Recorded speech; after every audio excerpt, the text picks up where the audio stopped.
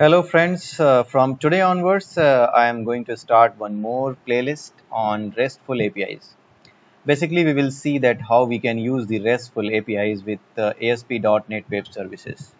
Okay, so the prerequisite for you to go through this playlist or go through any of the videos of uh, this topic, RESTful APIs with ASP.NET Web Service, you must need to be aware about the RESTful APIs. What are they and how they work? So for that, you can go through any of the available web pages on the Google. You can take the help from Google. It can give you number of resources from where you can read about the RESTful APIs. But in this video, I'm just going to tell you that how you can create a web service which can be used as a RESTful service, and how you can test all those REST APIs, all those REST services, all those REST functions that have been provided by the service. So before we start any of the application creation, I just want to tell you that to test your RESTful web service, you must have some kind of tool. Like I have this Postman. This Postman tool is used for testing the REST APIs, RESTful web services. You can post the things and you can get the things from the server using the Postman, and this will ensure that yes, your APIs are working fine or not. So this is a very useful tool using which you can see like how your newly written applications are working, or you can say the newly written web service is performing, whether it is working fine or not, whether it is returning correct values or not, whether you are able to post something to the web service or not. So those kind of things we are going to see. Okay, so let me remove all this thing. I already have installed it, but if you want to use it, you can directly install it from the um, internet, and it's free. Basically the Postman is free, and I have this version installed on my system, which is Postman Win64 672 setup.exe. You can install this one on your system, and then you will be able to launch this interface. So today I'm going to tell you that how you can use the RESTful the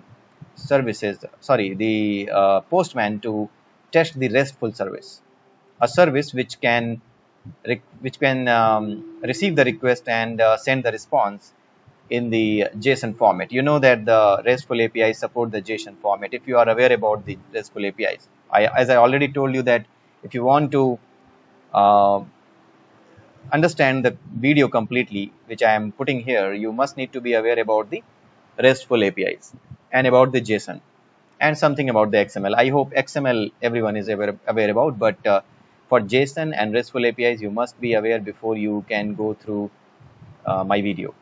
Okay, so let's start, and let's create one simple RESTful service today, and then later on we will create more services. We will elaborate on it, and we will see that how it can be useful for us. Okay, so I'm just going to select this one, ASP.NET Web Application.NET Framework, and just do a next. And here I have chosen this path on my local machine, and I'm going to give this a name, test REST web services demo. So this is the name I have given to my application, and now let's create it.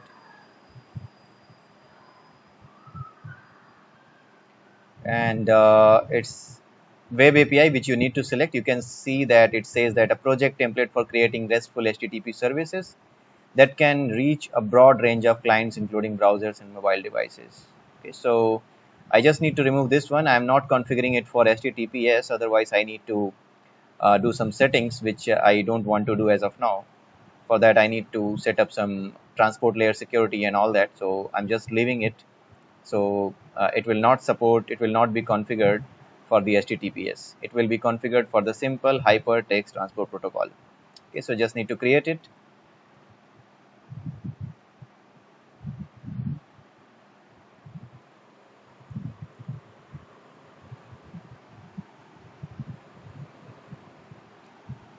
Well, one more thing, I'm using Visual Studio 2019. and it's taking some time, but yes, now it is launched. So in case of Visual Studio 2019, if you are using it and if you create a web API, then in the controllers folder you will be able to see that there are two controllers already there. One is values controller and another one is the home controller. This home controller will display you the main web page, but this values controller is the one which is returning the values in the JSON format, which will be returning the values in the JSON format. Basically, it is supporting the RESTful API calls, right? So there is already some functions written. There are some functions written already. So one is get function. The another one is a get function which takes one argument. There is one post function. There is one put function, and there is one delete function. So all these are the facilities which are provided by the the REST APIs. You can get some values. You can get a value based on some ID. You can post some value to the application.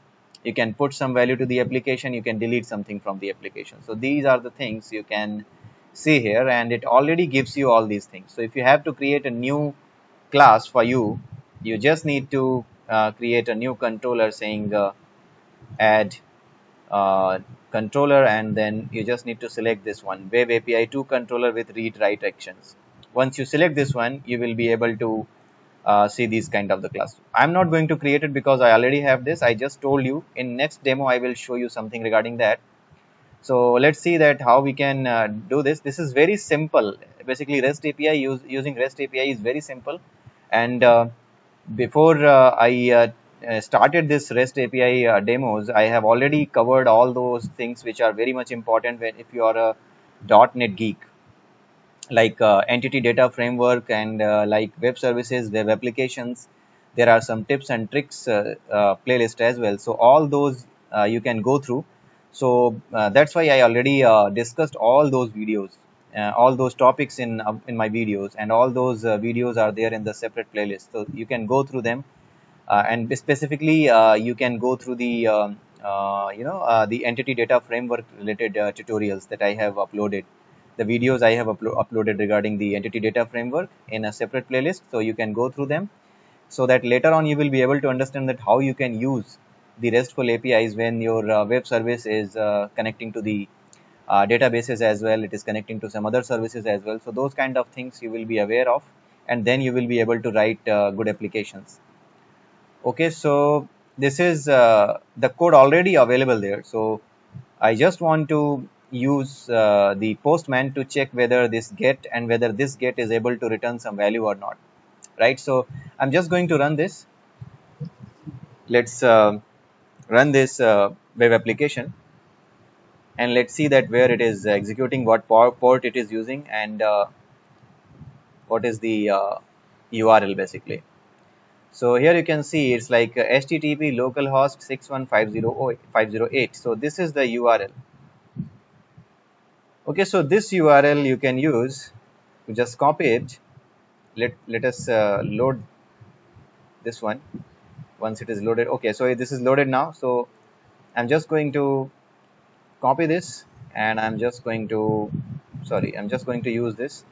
And here in the postman, I just select the get request, and I'm just putting the URL here.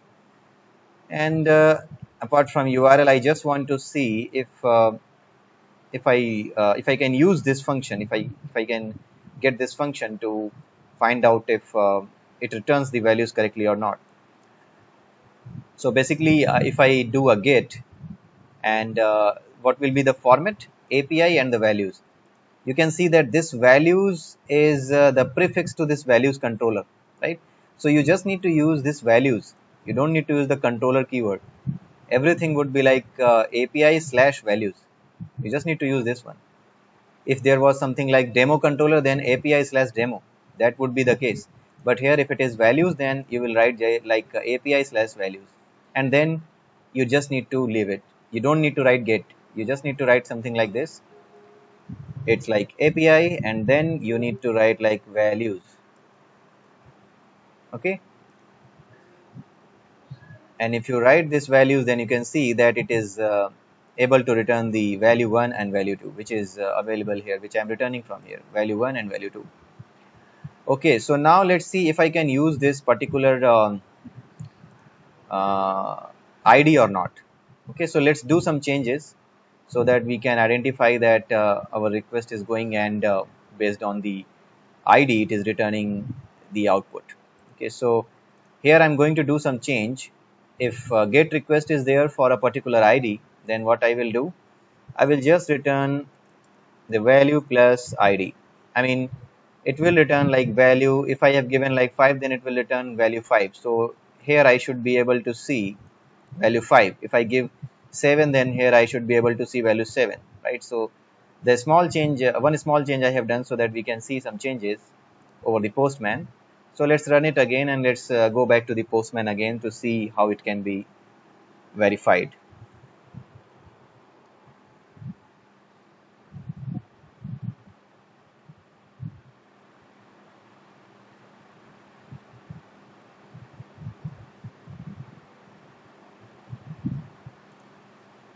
Okay, so again take this one, and I hope this will be same again. Yes, it is same. So first check the previous one, which was values. Yes, this is working fine. Now I'm going to write value slash 7. So in this case, what function will be called? This will be called. This function will be called. And once this function will be called, what it will return? It will return value space whatever ID I have passed. So let's send it. Okay, so it's value 7. If you pass it like 700, then it will give you value 700. Alright, so I hope you got the point that how it is communicating and how you are getting it at the Postman end. If you are able to get it at the Postman end, then you will be able to get it at some application as well, and you can just parse the JSON script and you can just show it on your web application, right? So that will make it very simple for you to develop a web application, a client-side application, when the service is doing all those things for you, right? So for that, we can use the other tools, like there are some other Java. There is like JavaScript is there. So if you can, if you know that how you can use the JavaScript, the RESTful services, and how you can pass the JavaScript for the RESTful services, then you should be able to, and you will be able to get the good results. So your application development will be very easy. Okay, so let's see what is that post. If I have to do a post, then I just need to check what is the post function. So I just need to do like API slash values, and then I'm going to put some value, and I want to check what comes here. So I just need to put a breakpoint here. So I placed a breakpoint here, and when I'm posting something, what I need to do, if I'm posting something, then in case of body, I just need to pass something like, this is the body, and here I need to send something like Vikash. I need to send in this form only, right?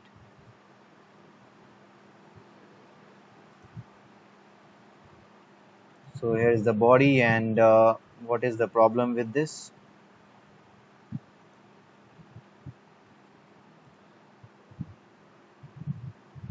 Let me check this one, and this is Vikash. Okay, so I'm just sending this one. I don't need to put that one. So I just need to do API values, and I have done a post here. I have chosen the post here. No need of any curly braces, because I'm not going to send more than one values. And let's see what happens. Here it comes.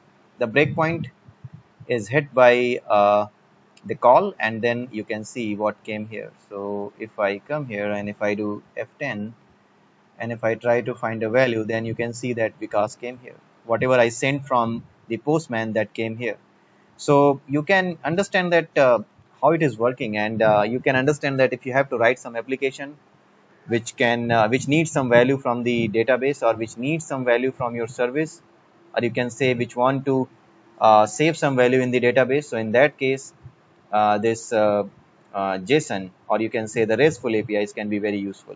Okay, so in next video we will try to have some real objects like without database. I will try to have something without databases, and I will just create one list of students or a list of employees, and then we will see that how we can find that and how we can approach that. All right, so this is the way we work with the RESTful APIs in C#. So if I have to get something, if I have to post something, if I have to save something, if I have to delete something, we can do all these things here. Okay, so that's all for today for this video, and in the next video we will see that how we can create a real-time object and some class we can create, how we can create some class, and we can create some entity, and that we can return or we can set the values for that entity. Okay, so till then, have a nice day and bye bye.